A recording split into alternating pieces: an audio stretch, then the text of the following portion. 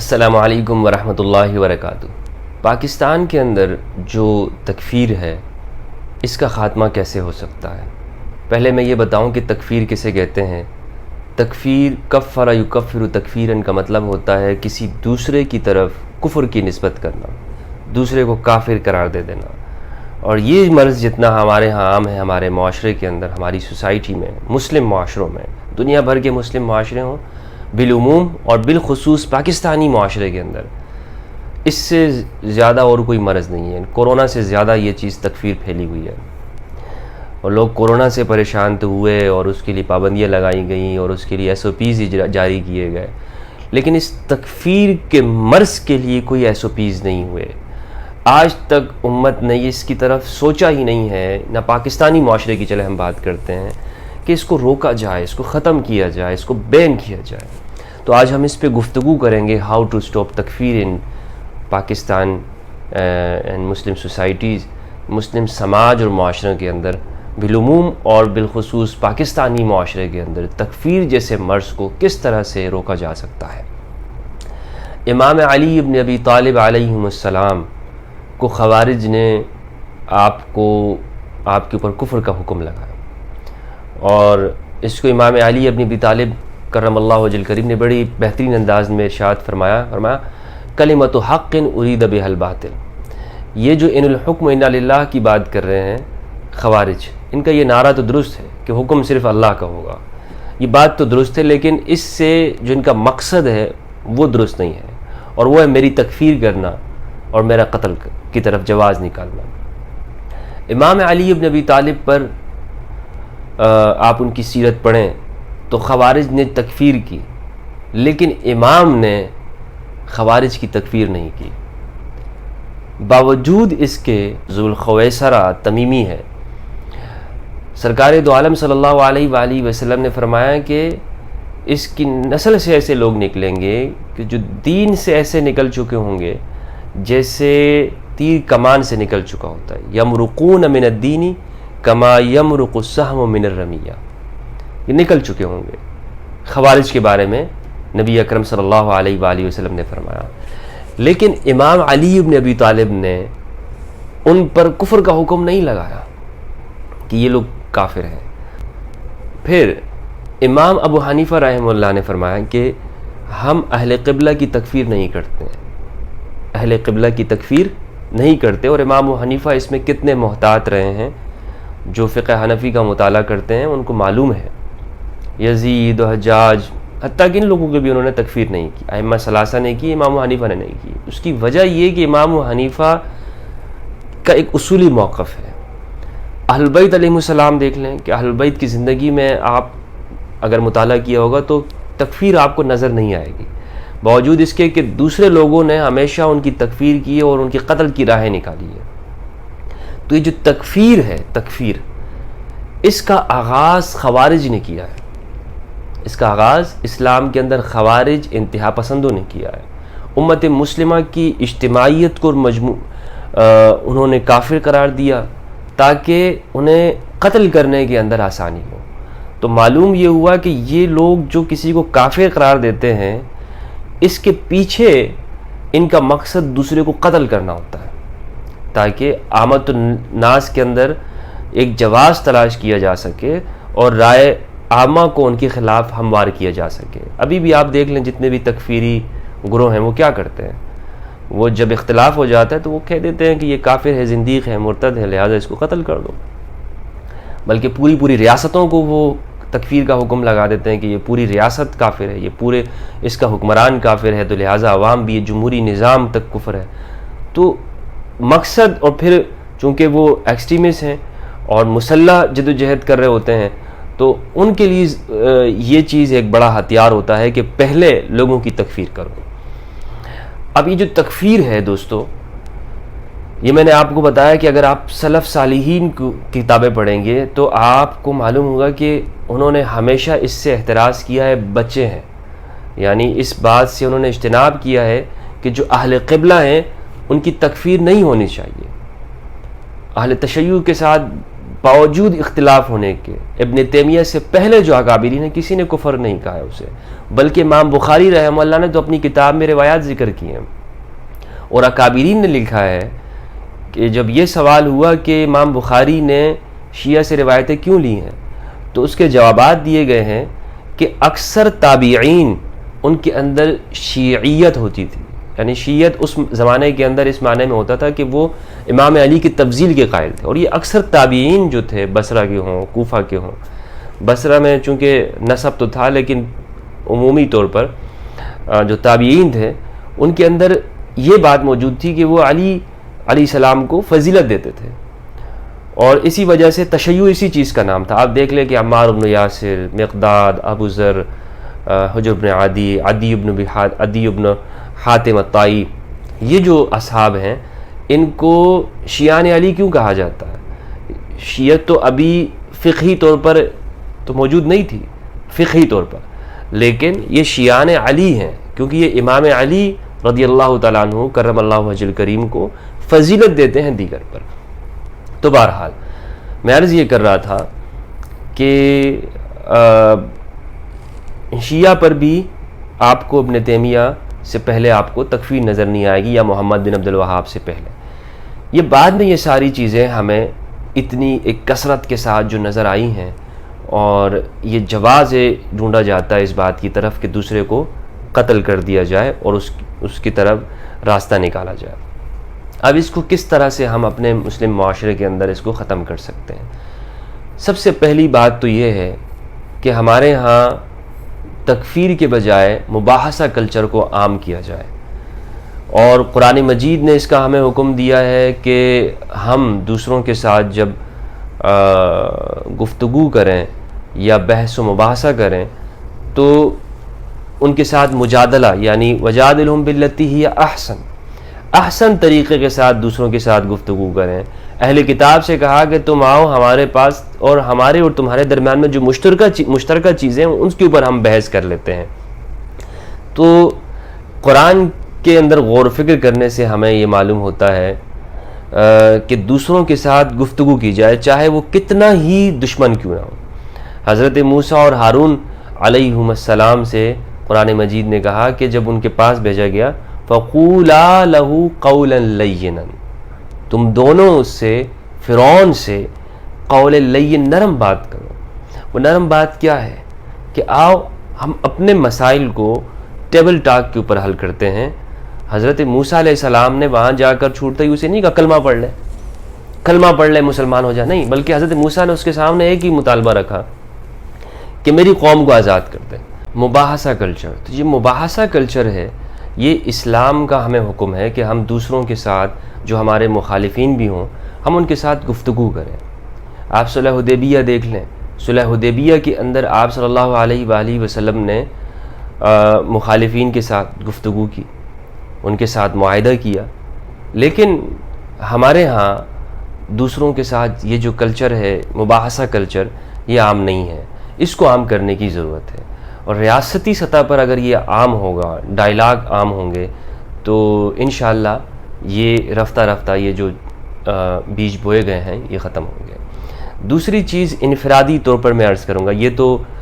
Team work کے ذریعے کیا جا سکتا ہے مباحثہ کلچر، یا گورنمنٹ کے ادارے یا گورنمنٹ اس کے لیے چاہے نصاب میں ایسی چینجنگ کر لے وغیرہ وغیرہ، لیکن جو انفرادی طور پر جو بات ہے وہ اہم ہے۔ ہر فرد کیا کرے؟ مثلا ہر فرد کسی نہ کسی مسجد میں جاتا ہے اور کسی نہ کسی فرقے سے تعلق ہوتا ہے، سنی ہے، شیعہ ہے، اہل حدیث ہے، دیوبندی ہے۔ شیعہ میں دوسروں کی تکفیر مجھے نظر نہیں آئی کہ وہ دوسروں کو کافر قرار دے، تو بہت کم ایسا ہوتا ہوگا، یاسر حبیب جیسے لوگ جو ہیں، لیکن انہیں بھی جو شیعہ حضرات ہیں وہ اپنا فرد تسلیم نہیں کرتے ہیں، کیونکہ وہ تو شیعوں کی بھی تکفیر کرتا ہے، یاسر حبیب جو ہو گیا۔ تو اگر دوسرا مطلب جو بھی فرقے کی اپنی مسجد میں جاتا ہے، اور اگر وہ امام صاحب کو جمعے کی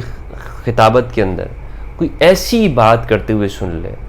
مثلا اگر کسی دیوبندی ممبر کے اوپر یہ بات ہو کہ بریلوی مشرک ہے، اور وہ جو قرآن میں جو مشرکین والی آیتیں ہیں بریلویوں کے اوپر فٹ ہو رہی ہوں، تو آپ کو ان سے کھڑے ہو کر یہ سوال کرنا چاہیے، وہیں پہ کھڑے ہو جانا چاہیے آپ کو۔ آپ یہ پوچھیں مولانا صاحب، آپ نے جو بات یہ ان سے کہی ہے، میں بریلوی ہوں، ہم لوگ اس کو اس طرح نہیں مانتے، آپ نے یہ بات پھر کس طرح سے کر دی ہے؟ تو یہ سوال کریں، اگر شیعہ کے بارے میں کر دی تو آپ ان سے سوال کریں، کسی شیعہ نے کر دی تو آپ ان سے بھی سوال کریں، یہ سوال کریں، انفرادی طور پر آپ کی ذمہ داری ہے، حوالہ ریفرنس مانگیں۔ آپ کو کہانیاں سنائی جاتی ہوں گی، آپ اس کو نہ آپ کہیں کہ مولانا صاحب جب تک آپ ریفرنس نہیں دیں گے ہم آپ کی بات کیوں سنیں، ہم آپ کو کیوں سنیں؟ یہ جرت پیدا ہونے کی ضرورت ہے ہمارے لوگوں کے اندر، اس شعور کو عام ہونے کی کہ آپ کسی کی بھی بات کو مثلا آپ سے یہ کہا جاتا ہے سارے صحابہ کرام برابر ہیں، سارے صحابہ کرام جنتی ہیں، قرآن مجید نے ان کو جنتی کہا ہے، ریفرنس مانگ لیں ان سے۔ اگر آپ کسی مسجد میں جاتے ہیں، آپ سنتے ہیں کہ کوئی شخص ایسی بات کرتا ہے کہ جو بغیر ریفرنس کی ہوتی ہے، دوسروں کو تکفیر کر رہا ہے، تو آپ ان سے ان کا ریفرنس ضرور پوچھیں، خاموش نہ بیٹھیں۔ نمبر 2، خود ریسرچ کریں، آپ کا کام ہے، آپ کا فرض ہے کہ اللہ سبحانہ و تعالیٰ نے آپ کو عقل دی ہے، آپ ریفرنس کریں، ریسرچ، جب تک آپ مطمئن نہ ہوں تو آپ اس کو نہ چھوڑیں، آپ کتابوں کو تلاش کریں کہ ایک چیز کے لیے آپ کوشش کرتے ہیں تو دین کے معاملے میں بھی آپ کا فرض بنتا ہے کہ آپ تحقیق کریں، انفرادی طور پر میں آپ کو بات کر رہا ہوں۔ نمبر 3، قانون ایسا ہو کہ اس میں جو ہمارے ہاں ہر کسی کو یہ اتھارٹی دے دی گئی ہے، وہ 2 سال کا کورس کرتا ہے مفتی کا، یا جناب کسی کے پاس بیٹھ گیا اور اس کے پاس یہ اتھارٹی آ گئی دوسرے کو کافر قرار دینے کی، تو قانون ایسا لایا جائے کہ ملک پاکستان کے اندر اگر کوئی شخص دوسرے کی تکفیر کرتا ہے اس کو جرم بنا دیا جائے۔ یہ ملک میں جب تک اس پر قانون نہیں آئے گا لوگ کرتے رہیں گے۔ آپ دیکھیں کہ کوئی بھی اٹھ کر کسی کی بھی تکفیر کر دے گا، عمران خان کی بھی تکفیر ہو رہی ہوتی ہے، آرمی چیف کی بھی ہو رہی ہوتی ہے، سب کی عدالتوں کی بھی تکفیر ہو رہی ہوتی ہے۔ تو یہ کیونکہ قانون موجود نہیں ہے، عمان میں قانون موجود ہے، دبئی میں موجود ہے، عرب ملکوں کے اندر موجود ہے، کوئی شخص انفرادی طور پر کسی کی مجال نہیں ہے، امارات میں جا کے کر دیں تکفیر،